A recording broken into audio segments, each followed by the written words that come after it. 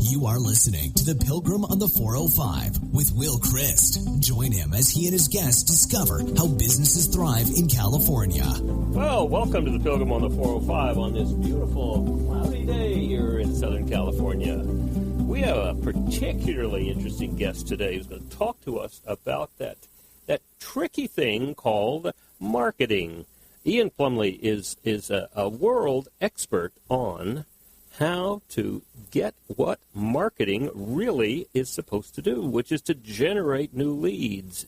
It doesn't matter how many awards a marketing agency has. It really matters how many new qualified leads can that marketing effort put into the funnel for the salespeople to qualify and close. So welcome, Ian. Thanks, Will. Thanks for having me. So tell us a little bit about how you got here, Ian. So I started out my professional journey in web development. That ended up not being my forte. I found out that I enjoy working more with people. I enjoy working with the kind of the nexus, I guess, between people and technology and the content that businesses create to connect with those people. So over the past about 7 years now, I've really been putting a lot of focus into connecting with businesses that need help with generating traffic, and not just generating any traffic, but generating qualified traffic. Folks that are most likely to come to your website, take favorable action to help you accomplish your bottom line. All right, so companies who want to grow by meeting new people in today's marketplace, that's not just walking around knocking on doors. Right. Right? Correct. Most people aren't going to knock on the door because they're too busy looking into their computer screen. Exactly. Or their phone, most likely. Or listening on their phone. And plus, there's so much noise about the phone, right, that people have created these moats, right? These obstacles, and you sort of have to somehow get that drawbridge to come down, right? Correct. So is this an area that you can help businesses with? Absolutely. So a lot of folks these days have essentially gone blind to the advertising, have gone blind to the what you might call traditional marketing tactics, banner ads, things like that. Most people just tune that stuff out. There are more than a few ad blocking tools on Google Chrome and most popular web browsers. So a lot of people use these things because they just don't want to see that stuff. Unless they're seeking something out intentionally, they don't want to be assailed with thousands and thousands of marketing message every day. Well, even our brain has ways of dealing with noise, right? It doesn't quite have the ability to turn the noise down, but it can ignore it. It can choose what to focus on. And we have technology to help us ignore all of that tsunami of requests for conversation that are coming at us, right? Right. Now, so there's something there in my mind when we think about this contest between the people who want to be in touch with new people and the people they want to be in touch with. There's almost like they have two different agenda, right? One is I'm going to get in touch with you, and the other is I'm going to keep you from it. Right. So how do you solve that problem? So retention is a key factor when it comes to any marketing that you're going to do. A lot of people will put their marketing message out there. It's going to attract people. Again, a lot of companies, the struggle that we run into is they don't attract the qualified individuals. So those are the people that you want to focus on because they're the ones that you're going to retain. They're the ones that are going to become raving brand advocates and be in tune with you and in tune with your message and all that. It's challenging to connect with those people if you're not experimenting, if you're not testing out the strategies, and you're not going to where those people are spending their time. All right. So when you say retention, you're not talking about just retaining my current clients. You're talking about from the very beginning, my intention is to create people who will be retained. Exactly. And those are the only people I want to be communicating with. Right. So it's not to say that you cannot communicate with other people that are not exactly in your target audience. However, when you target people specifically using, say, a strategy like buyer personas, That's going to resonate with the people that you want to connect with. It's going to resonate with the people that you want to bring into your business as a paying customer. By association, you're going to wind up getting some other folks too, but that's, again, that part of that noise that you're talking about. You're going to be bringing those people in. They're going to get what value they need out of your content, and then they're going to move along their way. So tell me a little bit more about buyer personas. So buyer personas really is, in my humble opinion, the secret weapon of sorts for marketers these days. It's a way for marketers and for businesses to be very specific and very intentional with who they're creating material for, whether that's a blog post or a video, social media content. Being able to have a very, very clear understanding of who that person is, one person, and it's one person, not a group of people. Having that clear understanding of who that person is going to help you to create content that's going to resonate with that person. It's not a matter of if it will. We know that it's going to resonate with them because we've done the research on them. Well, when we think about that one person, that buyer persona, would it be safe to say that this is a person who has a problem they want to solve that we can solve? Yes, absolutely. And that's really part of what the buyer persona is. You can be as detailed as you want, but when it comes down to it, there are some specific things that you do want to be sure to include. For example, demographical information, and another thing that's really critical is what problem are you going to solve for this individual? If you don't provide value to them, if you don't solve a problem for this person, why would they come to you? So creating this persona, understanding who this person is, where they spend their time, where they get their information, what a day in their life looks like, and more important than anything is what that challenge is that you're solving for them. So demographics are certainly, we've heard about demographics. Anybody has heard about demographics, right? What part of the country are they in? What size are they? What business are they in? What niche are we trying to communicate with? But would buyer persona begin to get into psychographics? Absolutely. And that's really kind of a newer thing that a lot of marketers are doing in the last probably decade or so. People are starting to look into the psychographic aspects of the buyer persona. It's been around longer than that, but we're just now starting to really kind of integrate that in on a large scale basis. So, well, I know for me, working for the past 16 years with Sandler training, working with salespeople, many of them come in with the idea that they're going to learn secret sauce here on how to better convince somebody or how to better get somebody to do something that they may or may not want to do. And what we've done in Sandler is to disabuse them, first, of that huge mistake. We're really not trying to convince anybody of anything, right? Right. What we're really trying to do is disqualify everybody who doesn't have a problem that they want to solve. And, right. and that's, there's going to be a lot of people out there that, well, as we say, we've got to kiss a lot of frogs to find the prince, right? Sure. So all of this means that the more precise we can be about how somebody talks who has a problem they want to solve, where they talk, what kinds of things that they do, all of those things contribute to how they might be willing to let the drawbridge down across that moat that they've created to keep all the noise out, right? Right. Absolutely. And that's, it's interesting that you mentioned that because it really is like a defense mechanism that consumers have built up over ever since the advent of the internet.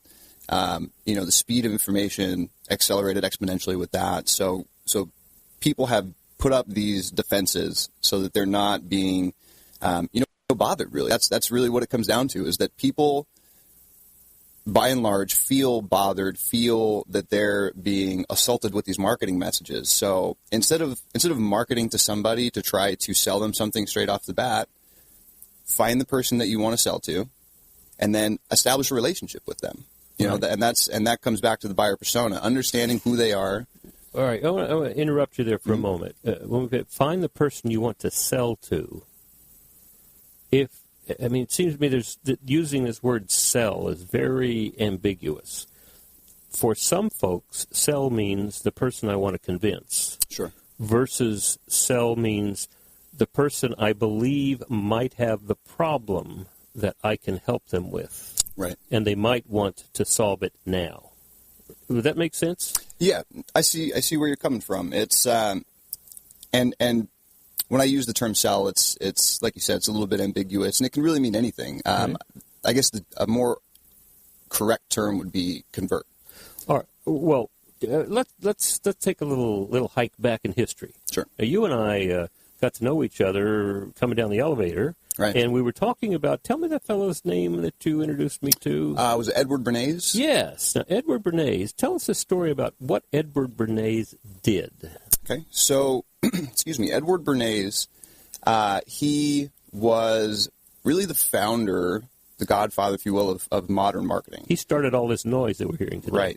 Right, absolutely. Yeah. And so he was Sigmund Freud's, I believe, correct me in the comments if I'm wrong here, but he was Sigmund Freud's nephew. Yes. And so he ended up getting his hands on a transcript of Sigmund Freud's book. The title escapes me at the moment, but got his hands on this, read through that, and said, hey, this can apply to business.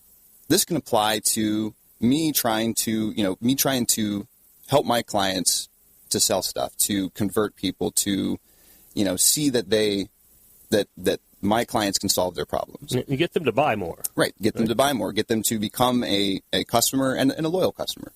And that it was a good thing, I think, in a lot of ways. I think that Edward Bernays really showed that there is some fine kind of ethical lines too that you have to walk with this stuff. There is, you can use the power for good or for evil, I should say. Mm-hmm. It's very interesting to me that, in this modern day and age, there are a lot of businesses that don't really see it. They don't really see it through that lens, I guess. And so that's I think that's a challenge that I take upon myself working with clients, is to help people to kind of shift their perspective, to look at this from, hey, you know what, we have the power to really change the way that people think. We can change the way that they think. We can change the way that they see the world around them, and being able to do that in an ethical manner, and do that in a way that benefits the client and not just the business. This is a symbiotic relationship you're building with people. It's not just a give me your money situation. It's I'm going to provide value to you first. I'm going to give you what I have to give you first. If you choose to become my client, become my customer, great. If not, I hope that you left this relationship better off than you started. Well, Edward Bernays, one of the results of what his work was for people to begin to repeat the message, right? Right. So repeat, and that wound up as radio and television. Then the only people who were able to repeat that were large companies who had major budgets, and we can see almost the kind of cosmic echo of that today with the repeated ads. And sometimes we see ads repeated sequentially for 2 or 3 times at the same time, right? Right. But it's that, get that jingle into my head, get that picture into my head, get that message into my head, but it's the same message over and over and over. That, that initially, that was available only to companies that had enough budget to pay for all of that. That's called a marketing campaign. Right. And now, with the internet, the do-it-yourself, we can all do that. Right. Well, it's not difficult at all to create a short ad and then push the repeat forever button, send it out every day. And that contributes to the noise. Exactly. So how do we deal with that? So the noise is really one of the big problems, I think, with the internet these days. It's leveled the playing field, which in a lot of ways is great. It's a really positive thing that the internet has been able to come in and say, you know what, large businesses, large corporations, you're not the only ones anymore that can do this stuff. Look at, for example, Red Bull. Look at any one of these major companies that's become a media publisher of sorts. How many competitors do they have that are small brands? They're small. Well, look at Monster right out in Corona. Right? Monster started off as a small group, but now they dominate. Huge. Right? And the action sports industry and all that, and it's them and Red Bull going at it all the time. And you have gosh, what's the, I was at a convenience store the other day, as a matter of fact, and there was another energy drink that's doing a similar thing. I can't recall the name of it off the top of my head, but similar thing. They're producing media. They're becoming more of a publishing company than an energy drink. That was their way into the market, and that's powerful, right?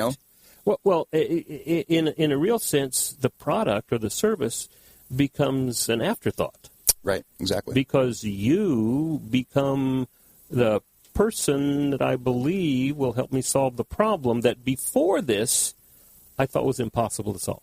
Right.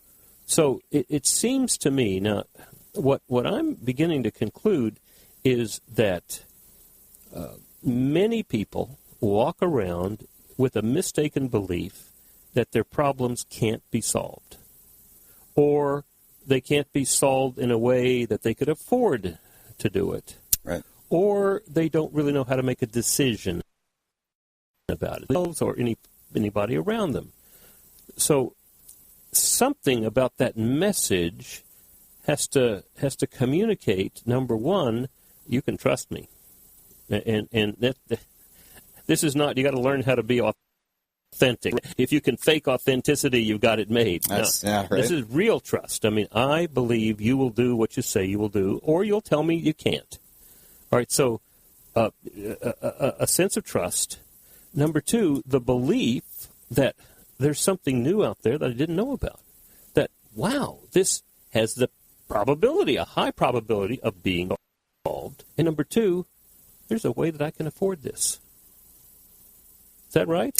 I would say that is, yes. It's it's interesting again, and I think that the internet really was the catalyst for all of this. And the internet has enabled people to compete with these big brands, but to do so in a way that quite literally doesn't cost any money at all. Mm-hmm. There's when you look at advertising online, there really are two kind of main sides of it: the paid media and the owned media.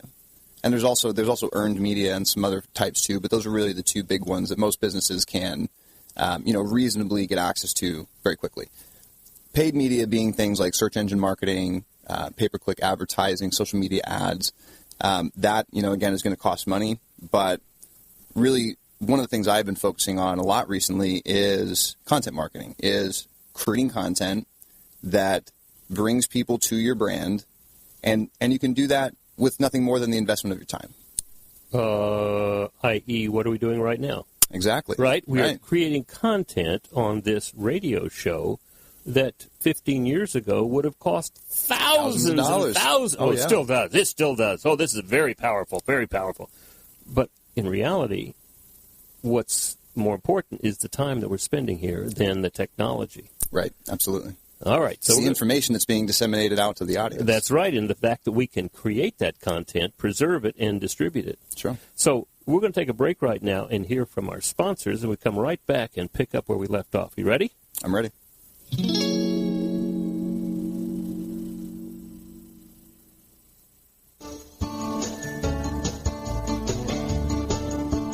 Hi, it's time for another tip from Sandler Training. Never ask for the order. Make the prospect give up. Always ask for the order is the salesperson's 11th commandment. The one that just dropped right off the tablets. Never ask for the order goes completely against traditional selling methods. If you don't ask for the order, how will you ever know when the customer is going to buy? Well, think about it. The only person who can really ask for the order is the prospect. Find the prospect's emotional needs first, provide the answers to meet these needs, and you'll discover that the prospect will give up and ask you for the order. And that's another tip from Sandler Training, finding power through reinforcement. All right, back to Will and his guest. So here we are, back with the Pilgrim on the 405, and one of the cutting-edge marketers in our world, Ian Plumlee. And Ian and I have been talking about the big change that we were in the midst of seeing, this transition from something that Edward Bernays started back at the turn of the century, which wound up with all the noise we're hearing and the subsequent technology to block the noise. And now, how do we? It's very, very difficult to talk about. How do we make more sales, but how do we find more people who are willing to listen to the possibility that their problems can be solved? I think a good caveat to that is, how do we provide more value in an area, in a part of the world, the internet, where most stuff doesn't. Quite frankly, most stuff doesn't provide value. It's created for the sake of creating content. Well, let me test something out with you. I was talking with one of the fellows this morning after a meeting I had, and it seems to me that we're going through a transition where there was a time when people actually believed that we're only together when we're face-to-face. I mean, this mentality may have started, when people were born and died and never left further than 10 miles from their homes, right? Lots of people. Sure. And so being together meant face-to-face. Now, and then as we got these technologies like telephone, pardon me, I'm on long distance. I mean, it's like this is an ancillary to the real thing, which is being face-to-face. Right. What I'm fascinated with is, as I drove over here this morning, I was on the phone, and it was something as simple and inexpensive like Zero as Google Hangouts.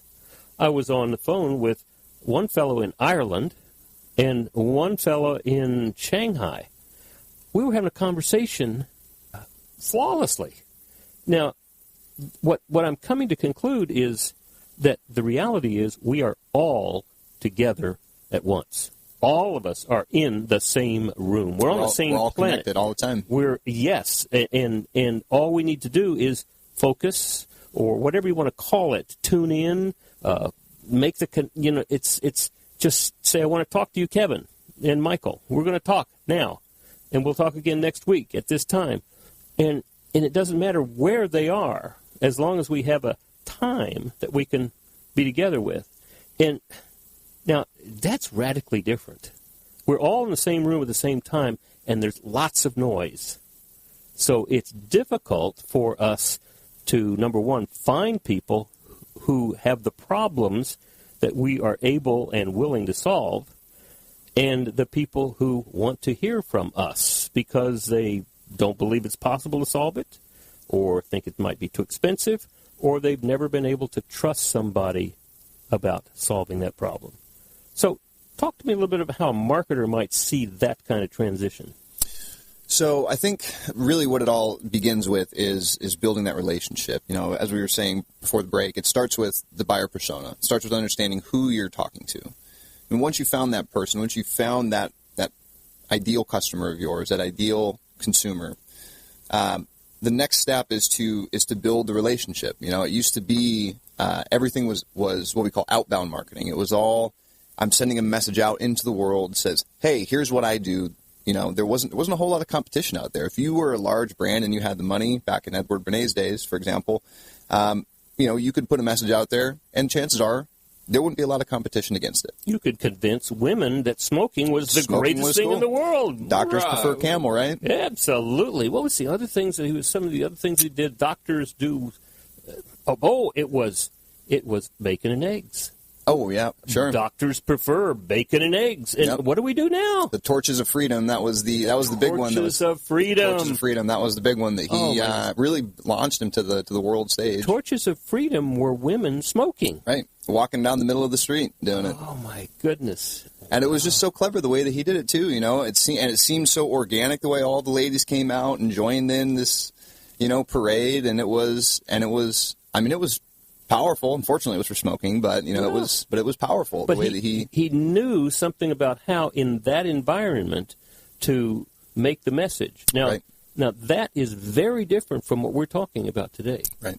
Well, let me back up a second.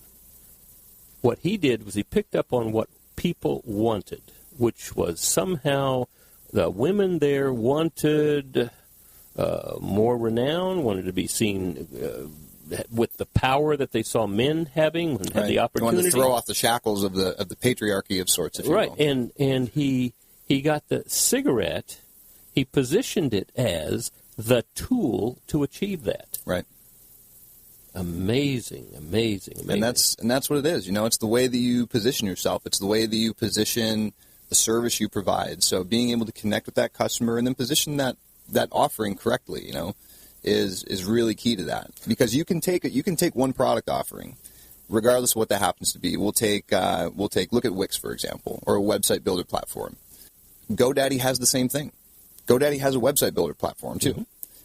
But they position that as, hey, this is an add-on to the hosting of your domain, not as the service itself. So most people don't know about it. So being able to position that in the way that people look at your service and say, that's what I need. That's what's going to solve my problem. That's when you've won with your message. Mm-hmm. So it's really, is it placement then? Placement in such a way that the people who believe they have that problem and want to solve it see that, become aware of it, hear about it, feel it? Is that what marketing is about?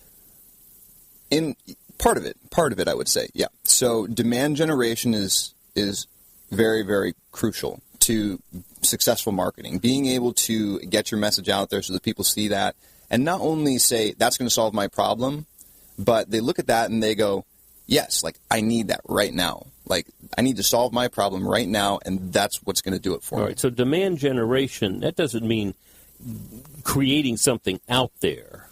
It means being in a position where people who want to solve the problem right now say something, hold up their hand, make some sort of gesture, right? Right. And let's not confuse demand generation with lead generation either.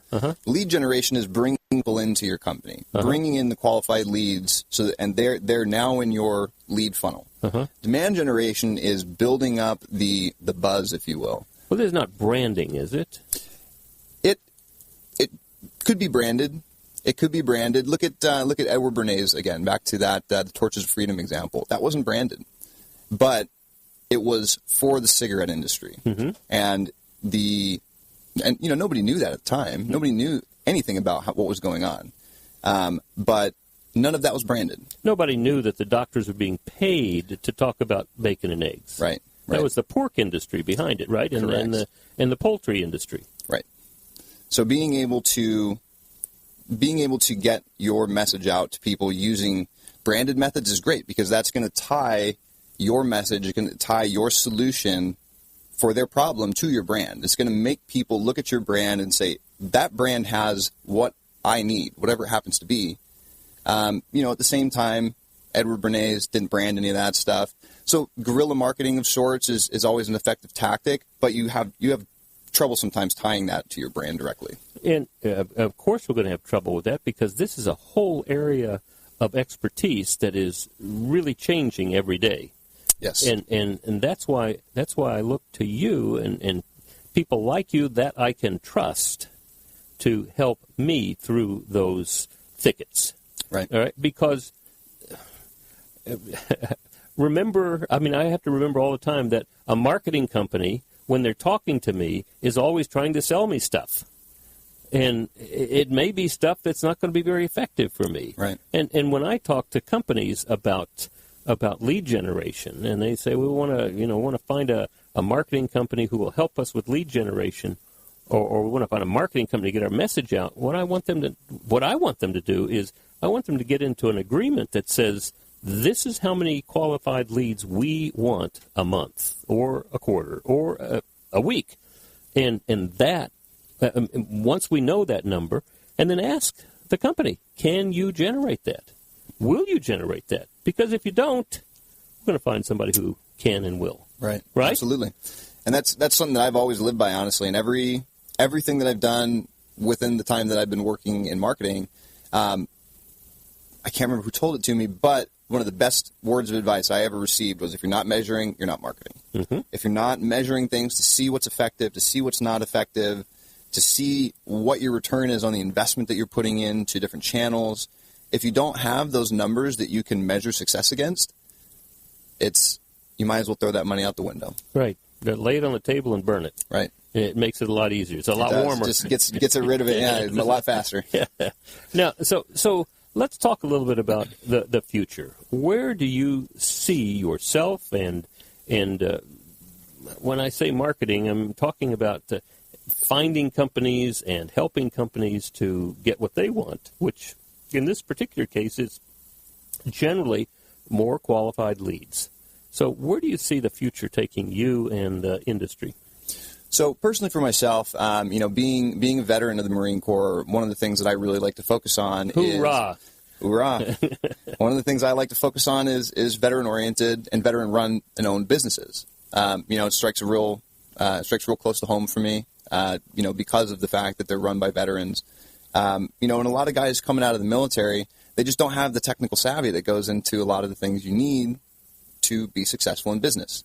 So by virtue of me having, put in the time to learn this stuff, it's been a long, arduous journey for me, but well worth it.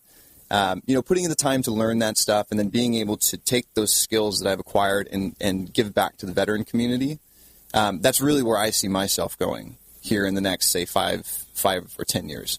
Really focusing on that, focusing on teaching veterans, how to market successfully, how to bring those leads in, how to bring in qualified individuals to help their businesses thrive. So that's where I see myself. As far as the industry, it's moving in an interesting direction with the evolving algorithms in the search and the just exponentially expanding number of tools and services and platforms and different things that people can use to express themselves and collect information. It's going to make it very, very challenging for marketers, for businesses in general to really be successful. So as far as the direction of the industry, I think it's going to be beneficial for individual marketers and businesses to be very, very intentional with where you put your money, what you're spending it on, and really becoming aware of what kind of return you're getting from that investment. When you mention algorithms, what you're really mentioning is robots, right? Of sorts, yeah. Well, I mean, this would be a robotic marketer. It's functioning based upon what we told it to do. It goes and does it. Right.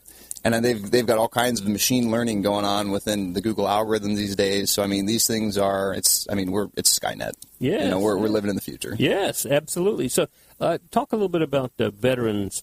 Now, I think part of when I think of a veteran organization, I think of somebody in that first couple of years transitioning from the military into business. If it's into an existing corporation and they're coming in as an employee or a 1099 or something like that, I understand how that works. I mean, it's some coaching and counseling to help them. They bring a lot of skills to it. Right. On the other hand, there are many opportunities for veterans to start their own businesses. Of course. And so I tend to get limited by veterans who are startups, 1 to 2 to 3. Now, are you talking about those? Or are you talking about veterans who have established businesses and have 10 to 250 employees?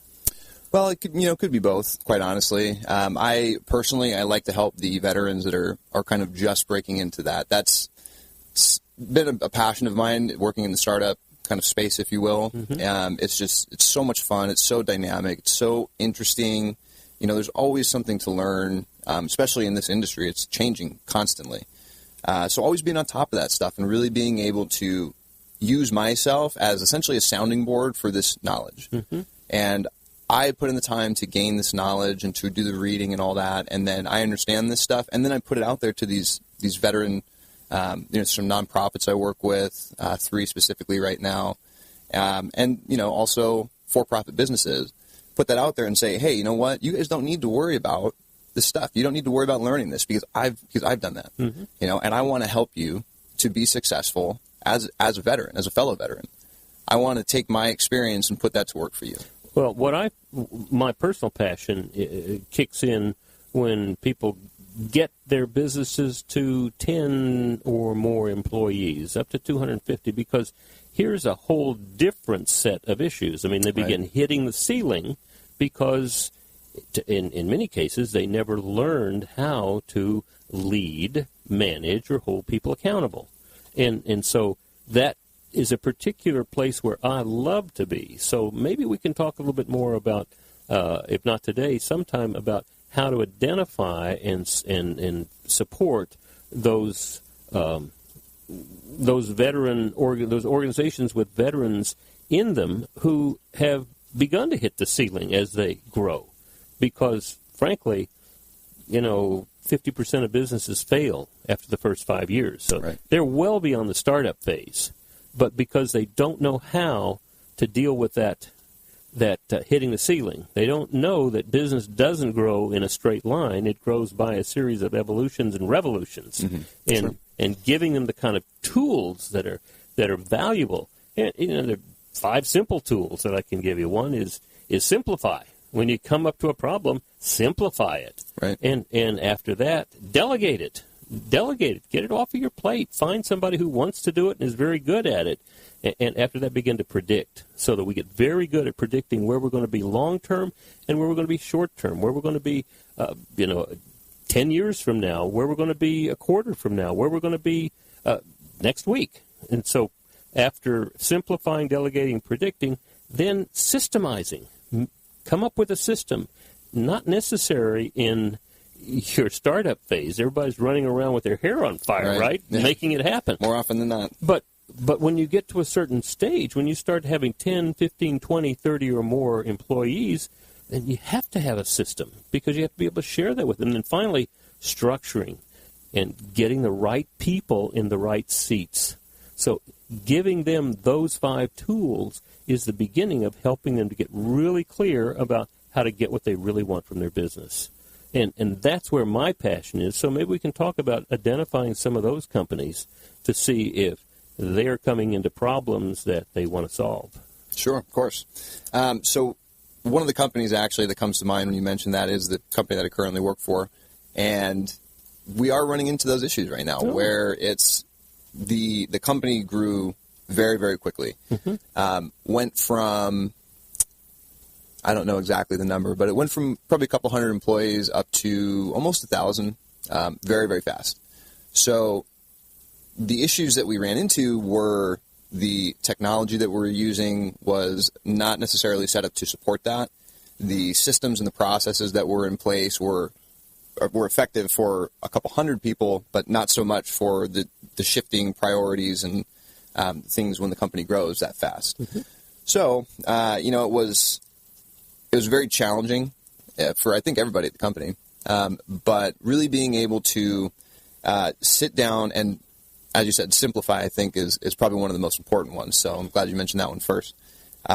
Simplifying everything as much as you can. And that doesn't only help with the tools that you use. For example, CRM or a marketing automation tool like Marketo or Salesforce for the CRM there.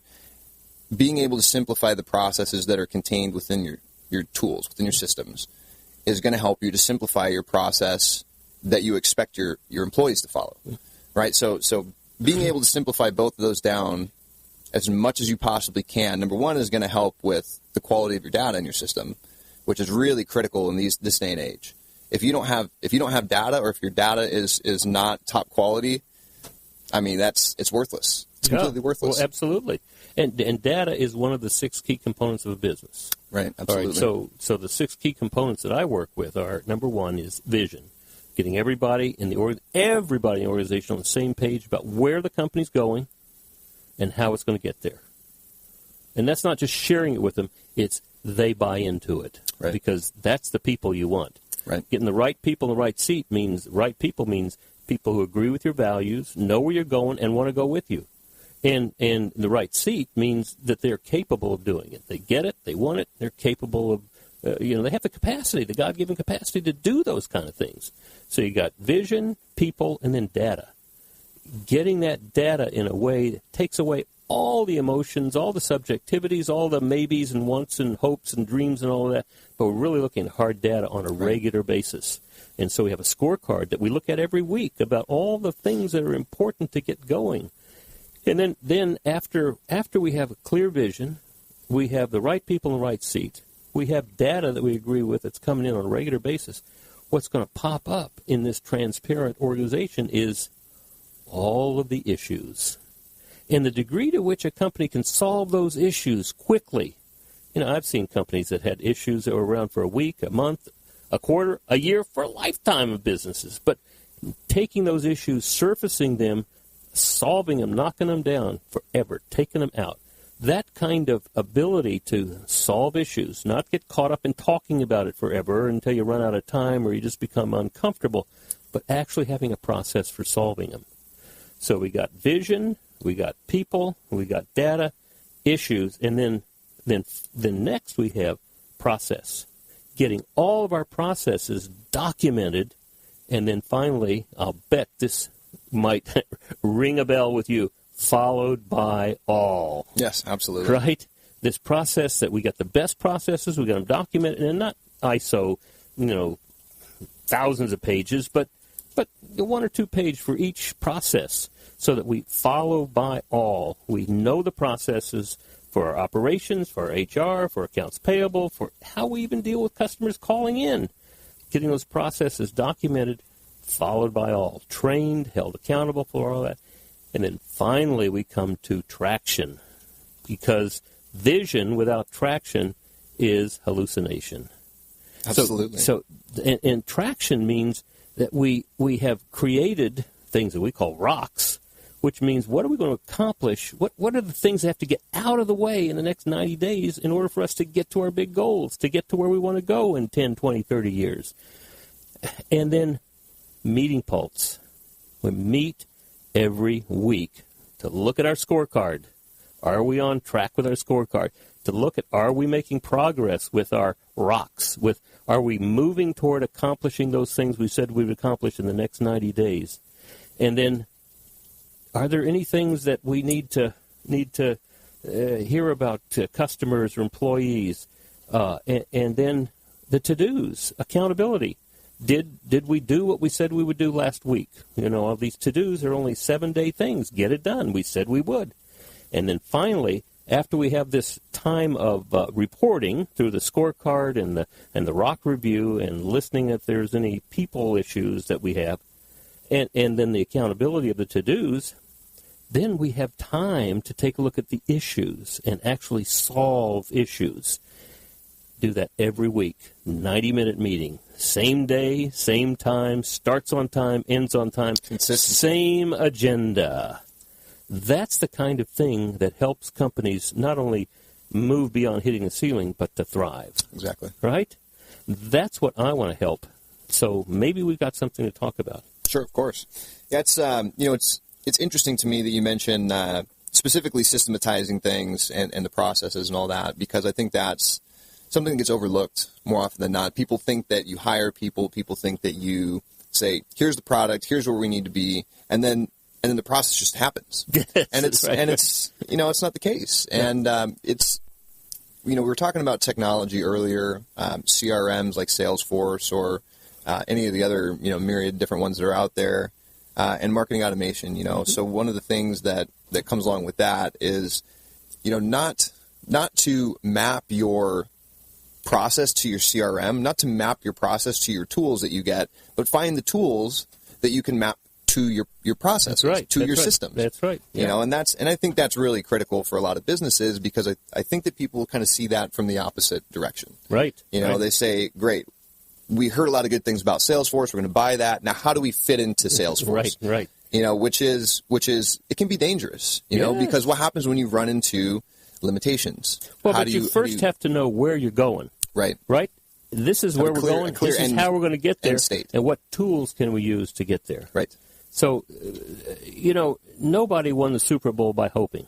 Right. Absolutely. Right? So that whole thing, when you talk about a company that is succeeding, a company that's thriving, they didn't get there by hoping, because hope is not a strategy. It's not. So we take the word hope and try out of our vocabulary. Well, Ian, this has been great conversation, and I know it's not going to be the last one. If someone wanted to talk with you, how would they make contact? The best place to get a hold of me is primarily on LinkedIn. The URL for that, it's linkedin.com/Ian Plumlee. I also have my website. That's just ianplumlee.com. And And then you can also shoot an email over to me at ian@ianplumlee.com. Any one of those ways is a great way to contact me. Excellent, excellent. Anything that you want to talk to people across the world who are all in contact with us now? Yeah, some parting words, I guess, would be just to, if you're running a marketing campaign, if you are running any kind of lead generation, if you're running any kind of marketing that's putting a message out into the world, ask yourself, well, what would my mother say if I said this to her? Ask yourself, is this something that I would appreciate somebody marketing to me with?